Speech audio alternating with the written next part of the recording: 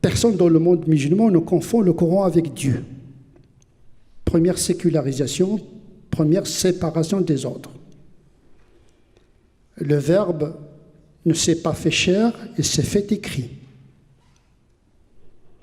Le Coran se qualifie comme un souffle. Le Coran, c'est un souffle qui a pris corps dans une langue et dans une anthropologie. C'est-à-dire, c'est un souffle qui a négocié son intégration dans le monde à travers un système humain lié à ce que j'appelle le moment coranique. Un souffle qui a pris corps dans une langue et dans une anthropologie. Ce qui va m'intéresser, c'est cette intégration de l'esprit dans l'histoire. Il y a un autre degré de sécularisation plus élevé, cette fois-ci métaphysique, entre la parole intérieure de Dieu, ce que les Ash'arites appellent al-kalam al-nafsi, c'est-à-dire la pensée intérieure de Dieu inaccessible, et puis la parole articulée en langue arabe, qui devint le Coran, en hébreu la Torah, en araméen l'Évangile. On peut dire que le passage de la parole ontologique de Dieu à la parole exprimée en langage humain est déjà une traduction de la parole de Dieu dans un langage humain et dans une culture donnée. Je parle ici d'une théologie de la communication divine comme une pédagogie de la transmission d'une vérité dans les circonstances historiques que nous connaissons. Comment, à partir de la singularité du moment coranique, universaliser l'universalisable et laisser dans l'histoire du moment coranique ce qui est en lien avec le moment coranique. Donc il y a des fondements théologiques de cette sécularisation dans le sens de la séparation des ordres.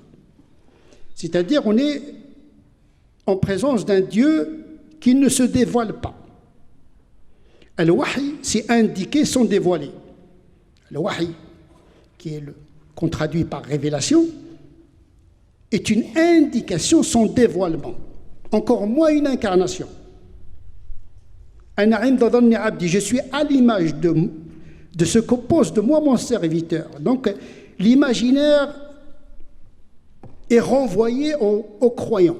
Il n'y a pas d'icône. Les paroles de Dieu sont infinies.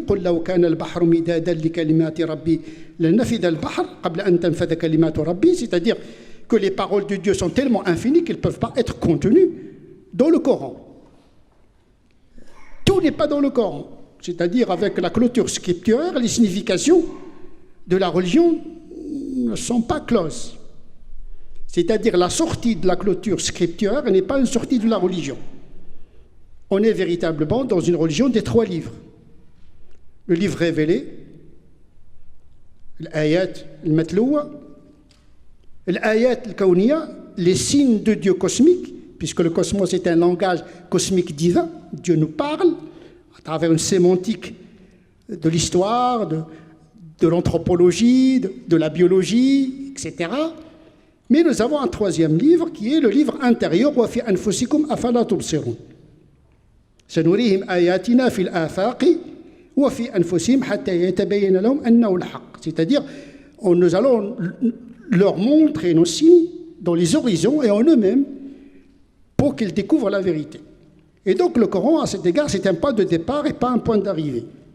Donc c'est un texte ouvert sur d'autres modalités de connaissance.